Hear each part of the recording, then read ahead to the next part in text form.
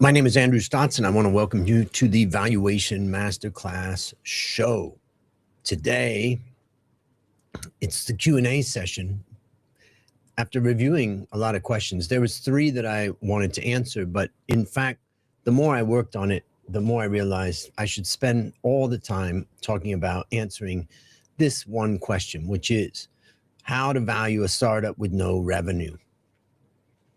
That's such a fascinating question, and there's a lot to it. And I've invested in a bunch of startups over my life as let's say an angel investor.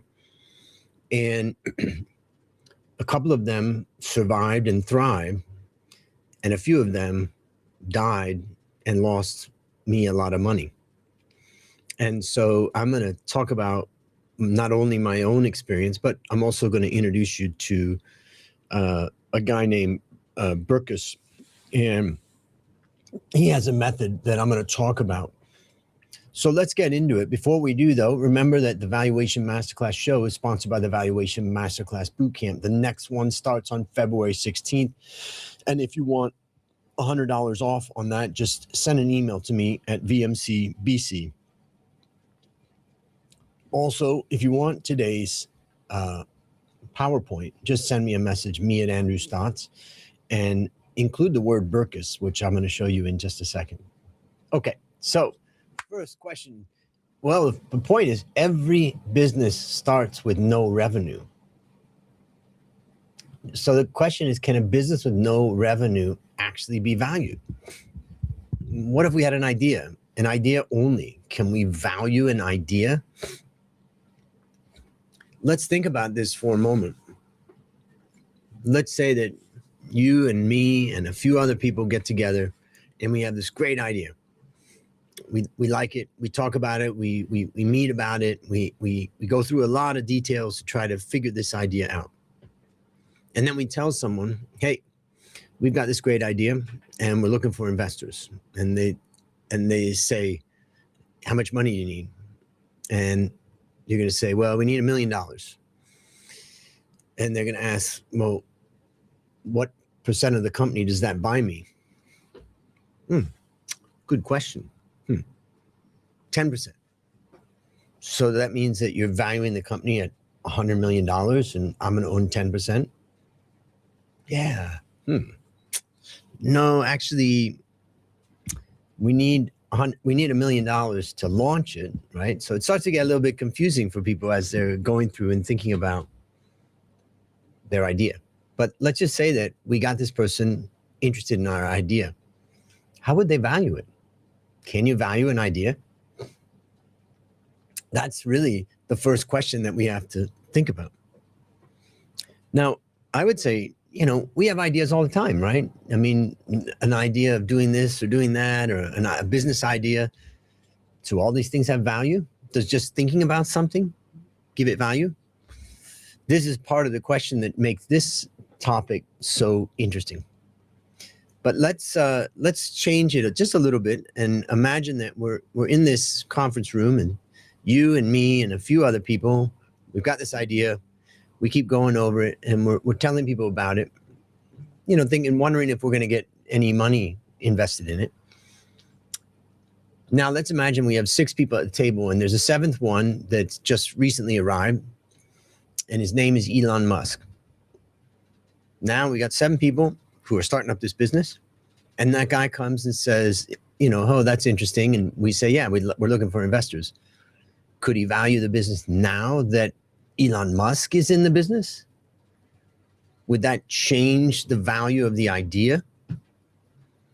Well, these are interesting questions that I want to try to answer today. And basically from this, do you think that man or woman would like to invest that $1 million if it was just us? Would they like to invest that $1 million even more if it was us plus Elon Musk? So this is a question that I want to go through. So let's now go through this in a little bit more detail now that we've set it up. So the answer to this question really is first no and then yes. So there's really no accurate way to estimate the value of a business idea, right? So the first answer is no. But then it's yes, because eventually valuation is going to come down to what profit the business can generate, even if that profit is a decade away, like the example of Amazon. So you have to work backwards from there. So let's think about this second part of this slide here in a little bit more detail. People say, well, my business, it's going to take time, and there's many different stages of value, and I'm going to be bringing profit in at this time and that time and blah, blah, blah. All of those things people are going to say, which is fine. But in the end, you're eventually going to have to make profit. Otherwise, there's going to be no value. So every business idea has to eventually turn to profit. So all that we're doing when we're valuing a business that doesn't have revenue is we're trying to think about what potential profit could this business have. Now, let's say you want to start a restaurant.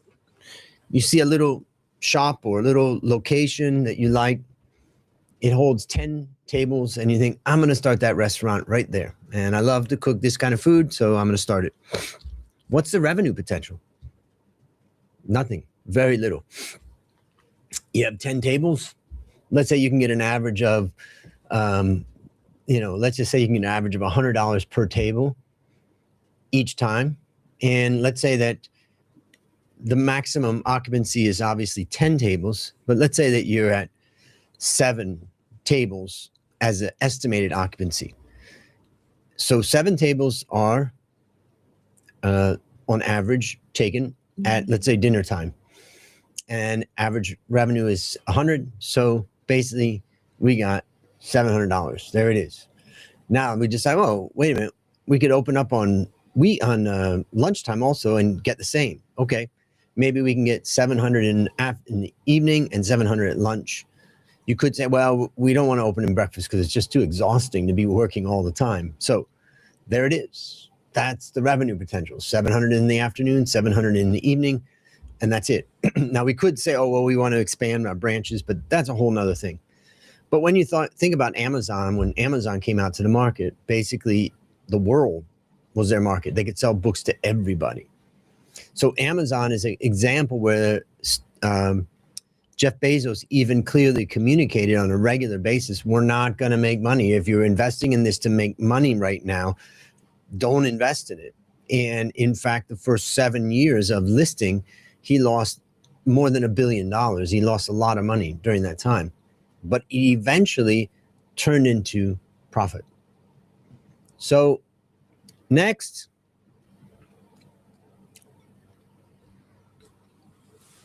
I had a student ask me a question about what would I focus on, and I said activity, revenue, and market. First is how many of the product is being used, not sold, even if it's for free.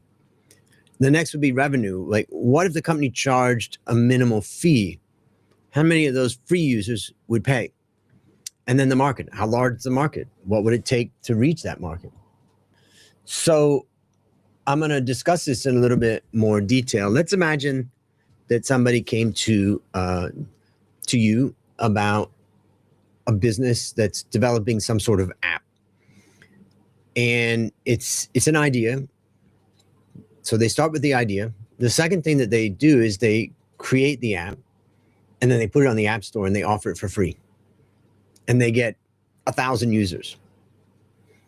Would that increase the possibility or increase your confidence in the value? Yeah, definitely. If you've proven that people would be willing to use the product. And let's say that you're showing that people are really using this app. Now, this is only an activity. There's no revenue, right? In fact, there's only costs at this point. That's part of the reason why they're trying to raise money, right? So now let's think that, what if they came to you and said, look, over the last 3 weeks, every day we've had 1,000 people sign up and use it. And that means that for 3 weeks, 21 days, right? We have 21,000 users. Would that change how you value the company? Remember, there's no revenue, there's no profit. It's just the activity. The answer is yeah, that would definitely raise the value. Why would it raise the value? Because it's reducing the risk. It's telling you, here's a way of testing whether the market wants that product. So so this student of mine, she got a job at a venture fund, within a large company. And she said, if you were doing my job, what would you do? Oh, I said, it's very simple. What I would do is that I would meet with the CEOs of the different companies that we own. And when I met with them, what I would do is I would just ask them for their activity forecasts for the next 3 to 6 months, each month. And then I would meet with them, and then I would say, how did you do relative to what you thought you were going to do? Because that's going to provide a lot of information, and it's going to keep the business owner, the entrepreneur, honest, right? Because you can get confused, right, when you're in a lot of situations like that. Okay, so now I would meet them once a month and discuss the activity. Now let's talk about activity. Now let's move on to revenue. So when it comes to revenue, let's just imagine that app, we now have 21,000 users. Let's imagine that we add a price of $1. Just $1. That's it. One off forever. You'll always have access to this app, $1. Then the next question is, how many people bought at $1? Let's say that out of 21,000, 20,000 bought at $1. Whoa. Okay, this is validating. This is overcoming a particular concern or risk that I have when I look at that business. But let's say that we turned on the price and the price was $1. And instead of 21,000, 100 signed up. I don't think that we validated that people are willing to pay for it. There's going to have to be more testing, validation, and communication of the value of this particular thing. But let's just say that we had 21,000 and that had signed up, and 20,000 of them paid $1. Well, the next thing that we're going to start to do is continue to add the users as we're doing, but we're also going to increase the price. We're going to make it to $2, maybe then to $4, then to $8. Just keep increasing that price. And that's the beauty of apps, right? You have a global market and you can test out things. It's a lot more difficult when you're talking about a startup. So this is the concept of activity, revenue, and then asking the question, okay, how far could this go? If we have 21,000 from our first, 3 weeks, could we be at 21 million? Could we be at 221 million users? And that really has to do with what's the market size. And so this is all I would be focused on if I was running a venture firm and meeting with my entrepreneurs. Nothing else matters, right? And one of the things that gets a little silly is people start talking about a DCF model, or they talk about, discounted cash flow or dividends or free cash flow. None of that matters. All that matters in that early stage is that you can prove that you have a product that people want and that people are willing to pay for. Even if you're losing money, it doesn't matter. What matters is you've got to validate the product. And what I've just explained, I think, really helps you understand how to evaluate whether this product can be sold. And once it's done, once you've got some validation on that, then that's going to raise the value of the company. So let's now go into a little bit more detail here. We have something called TAM, SAM, SOM, and TAM is the total addressable market, right? It's the total global demand for this product, and everyone who could possibly use the product is how we would think about it. But then you've got the serviceable addressable market, which is the portion of the TAM that you can actually reach, right? With your model, your location, your budgets, and things like that. Like realistically, you're going to reach this. And then SOM is the serviceable obtainable market, which is the portion of the SAM that you can realistically capture in the short term. So when I was starting as an analyst and investing, we didn't have these terms, TAM, SAM, SOM, but now we have them. So, and they're good. They're good. So I want to explain a little bit about these so that you can understand how we can use this to validate an idea and therefore value an idea. Okay, so let's go to the example of Apple.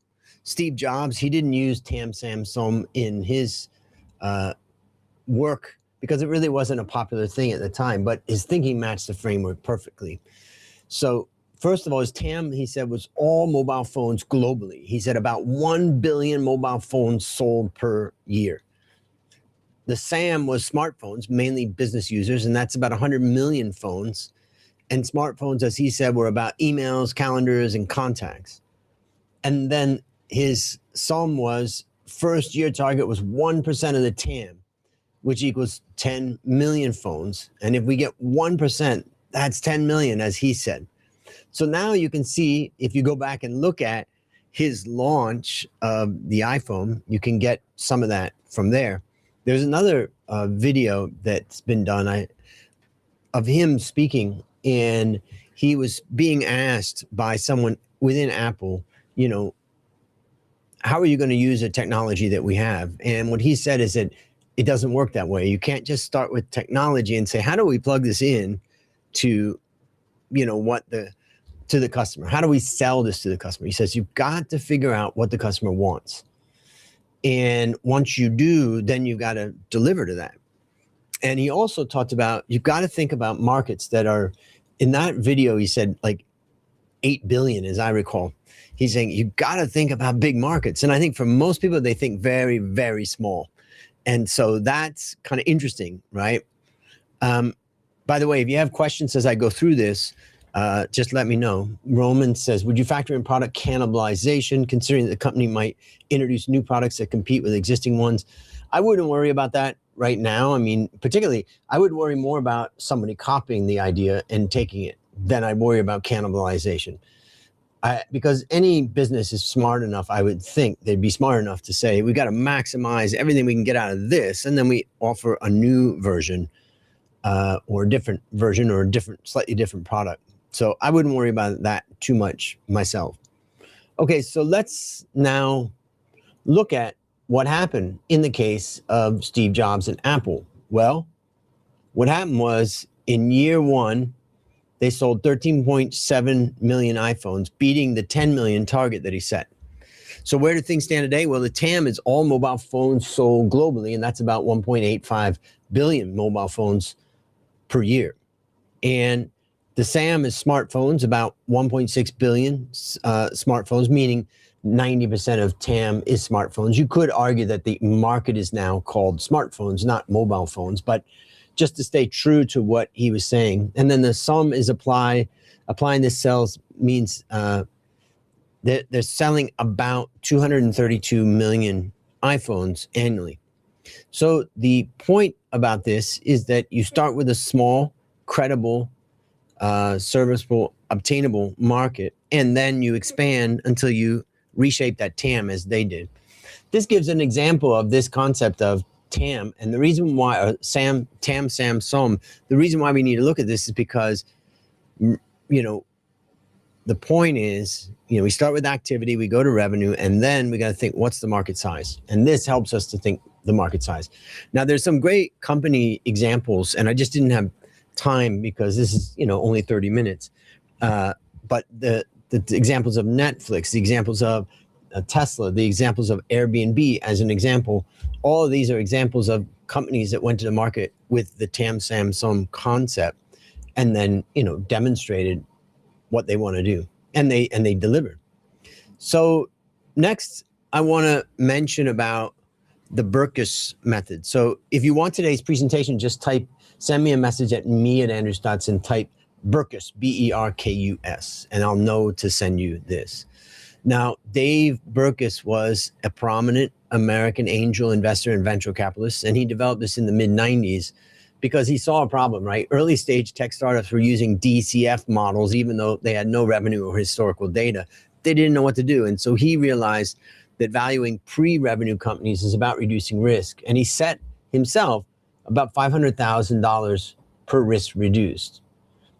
So what I was talking about, validation through activity, validation through revenue, this is the concept of reducing risk. If we start at day one and go back to that conference room where we're all sitting around and saying, this is our business idea, it's just full of risk. It's just every reason why things aren't going to work well. Because remember, even if we could get the product right, we could get it to the market, all that, we could fall apart as a management team. We could have theft. We could have all kinds of things happen that brings it down. So it's not just, the idea that's going to bring things down. So now let's look at this in a little bit more detail. But before we talk about Berkus, let me discuss my own, what I call preconditions to investing in valuing a company. The first is trust. It's the essential foundation. Without it, nothing else matters or is possible.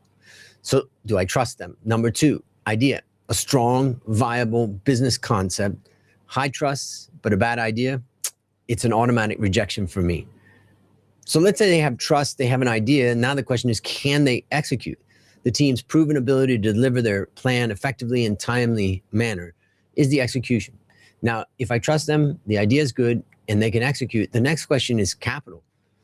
They need to have some kind of funding strategy. It can't just be relied on me as an angel investor, or else that's just going to push me to the limits. And when they need additional capital, they come to me, I may say, I don't want to spend more on this.